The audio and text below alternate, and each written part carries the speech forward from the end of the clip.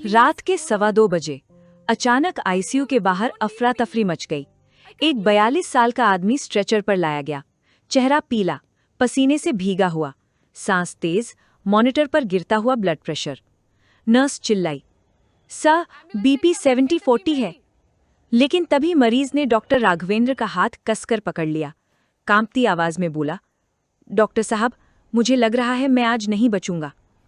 अगले कुछ मिनटों में जो हुआ उसने पूरे आईसीयू को खामोश कर दिया, क्योंकि जो बीमारी सामने दिख रही थी, असल बीमारी वो थी ही नहीं। अजय सिन्हा को अचानक सीने में भारीपन, कमजोरी और सांस फूलने की शिकायत हुई थी। इमरजेंसी में आते ही ईसीजी लगाया गया। जूनियर डॉक्टर आरव बोला, सर शायद हार्ट अटैक लग रहा है। डॉक्टर राघवेंद्र ने ईसीजी देखा, लेकिन कुछ अजीब था। वो तस्वीर पूरी तरह हार्ट अटैक जैसी नहीं लग रही थी। ट्रोपोनिन रिपोर्ट स्पष्ट नहीं थी। फिर अचानक एक और समस्या शुरू हुई। मरीज बेचैन होकर बोला, मेरे पेट में बहुत अजीब दर्द हो रहा है। अगले ही पल उसे उल्टी हुई, लेकिन ये सामान्य उल्टी नहीं थी। सिस्टर नेहा की आंखें फैल गई। सर, इसमें कॉफी जैसे काले दाने हैं। कुछ सेकंड के लिए आईसीयू में सन्नाटा छा गया। डॉक्टर राघवेंद्र तुरंत समझ गए ये केवल दिल की समस्या नहीं हो सकती। उन्होंने तेजी से मरीज की पुरानी हिस्ट्री पूछी। पत्नी पूजा रोते हुए बोली, डॉक्टर साहब, पिछले कई महीनों से ये बार बार पेट दर्द और कमजोरी की शिकायत करते थे, लेकिन काम की वजह से जांच नहीं कराई। डॉक्टर राघवेंद्र की आंखें मॉनिटर से हटकर मरीज के चेहरे पर टिक गईं। गिरता हुआ बीपी, तेज धड़कन, कमजोरी, कॉफी ग्राउंड उल्टी, धीरे धीरे गिरता हुआ हीमोग्लोबिन। अब तस्वीर बदल रही थी। पहली बीमारी शायद असली बीमारी नहीं थी, कोई छिपी हुई समस्या शरीर के अंदर धीरे धीरे खून बहा रही थी। डॉक्टर राघवेंद्र धीरे से बोले, हम गलत दरवाजे पर खड़े थे, असल दुश्मन कहीं और छिपा है। और फिर उन्होंने एक जांच लिखी, एक ऐसी जांच जो पूरी कहानी बदलने वाली थी।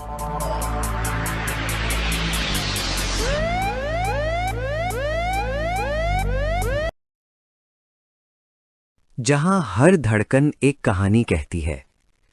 नमस्ते, मैं हूं डॉक्टर राघवेंद्र, पटना में एक क्रिटिकल केयर स्पेशलिस्ट। चिकित्सा क्षेत्र में अपने 20 वर्षों के इस लंबे सफर और गहन अनुभव, जिसमें एम्स नई दिल्ली भी शामिल है, को मैं अब यस डॉक्टर के जरिए आपके बीच ला रहा हूं। यहां मैं आपको आईसीयू के उन बंद दरवाजों के पीछे ले जाऊंगा, जहां जिंदगी और मौत के बीच की जंग हर सेकंड लड़ी जाती है।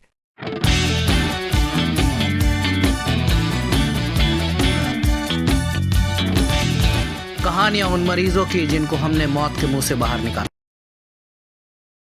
असल दुश्मन कहीं और छिपा है। और फिर उन्होंने एक जांच लिखी, एक ऐसी जांच जो पूरी कहानी बदलने वाली थी। रात के 3:18 थे। आईसीयू के बाहर सन्नाटा था। पूजा हाथ जोड़कर बैठी थी। हर बार जब आईसीयू का दरवाजा खुलता, उसकी नजर उम्मीद से उठ जाती। अंदर डॉक्टर राघवेंद्र रिपोर्ट स्क्रीन पर देख रहे थे। कुछ सेकंड तक उन्होंने कुछ नहीं कहा, फिर धीरे से बोले, मिल गया। जूनियर डॉक्टर आरव ने स्क्रीन की तरफ देखा। सर, डॉक्टर राघवेंद्र ने गहरी सांस ली। ये हार्ट अटैक नहीं था, इसके पेट के अंदर लंबे समय से छिपा हुआ ब्लीडिंग अल्सर था। धीरे धीरे खून की कमी बढ़ती गई, शरीर शॉक में जाने लगा और उसी ने हार्ट जैसी तस्वीर बना दी। पूरा केस अब समझ आ रहा था। कमजोरी, सांस फूलना, गिरता बीपी, कॉफी ग्राउंड उल्टी, सब एक दूसरे से जुड़ चुका था। लेकिन समस्या खत्म नहीं हुई थी। मॉनिटर अचानक फिर चीखा, बीप बीप बीप। बीपी फिर नीचे जा रहा था। अजय की आंखें बंद होने लगी। डॉक्टर राघवेंद्र जोर से बोले, फ्लूइड तैयार करो, ब्लड अरेंज करो, जीआई टीम को कॉल करो। आईसीयू के अंदर सब तेजी से दौड़ने लगे। सिस्टर नेहा दवाइयां तैयार कर रही थी। आरव रिपोर्ट लेकर भाग रहा था। कुछ मिनट ऐसे बीते जैसे समय रुक गया हो।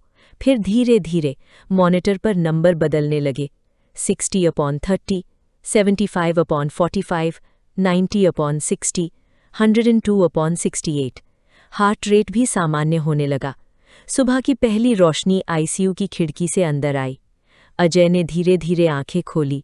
सामने डॉक्टर राघवेंद्र खड़े थे। कमजोर मुस्कान के साथ अजय बोला, डॉक्टर साहब, आपने मुझे दूसरी जिंदगी दे दी। बाहर पूजा की आंखों से आंसू निकल पड़े। इस बार डर के नहीं, राहत के। कुछ दिनों बाद अजय अस्पताल से बाहर निकला। हाथ जोड़कर उसने कहा, मैं बीमारी को छोटा समझकर टालता रहा, लेकिन आपने मेरी जिंदगी वापस लौटा दी।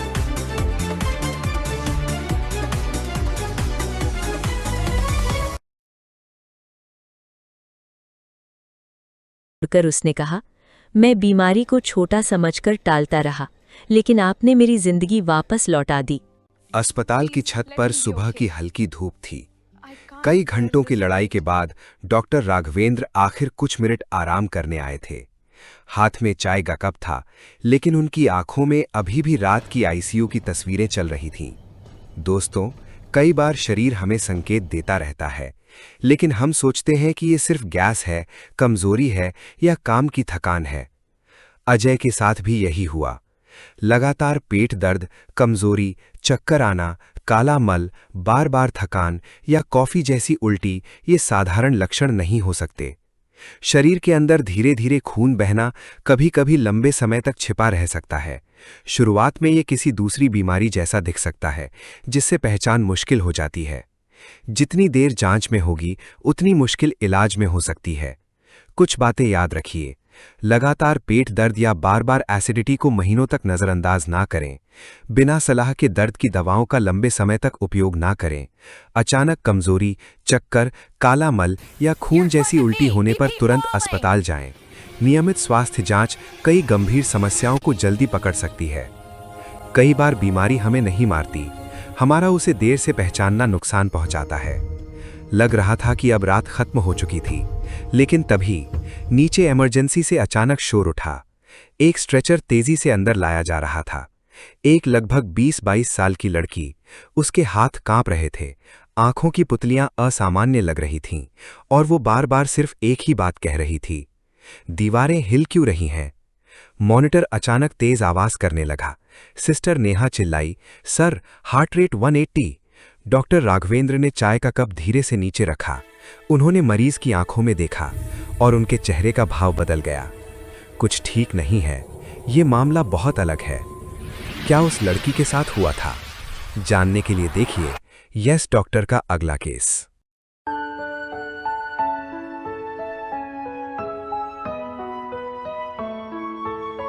अस्वीकरण। ये वीडियो केवल शैक्षणिक और जागरूकता के उद्देश्य से बनाया गया है। इस वीडियो में दी गई चिकित्सीय संबंधी जानकारी को चिकित्सकीय सलाह, निदान या उपचार का विकल्प नहीं माना जाना चाहिए। प्रत्येक मरीज और उसकी स्थिति अलग होती है। यदि आपको किसी भी प्रकार की स्वास्थ्य समस्या या लक्षण महसूस हो रहे हैं, तो कृपया तुरंत किसी योग्य डॉक्टर या नजदीकी अस्पताल से संपर्क करें। यस डॉक्टर चैनल और इसके निर्माता इस वीडियो में दी गई जानकारी के उपयोग या उसकी व्याख्या के कारण होने वाले किसी भी निर्णय, कार्यवाही या उसके परिणामों के लिए जिम्मेदार नहीं होंगे। इस वीडियो में उपयोग की गई सभी तस्वीरें, दृश्य और वीडियो सीक्वेंस एआई द्वारा बनाए गए हैं या केवल कहानी और शिक्षा के उद्देश्य से रचनात्मक रूप से तैयार किए गए हैं।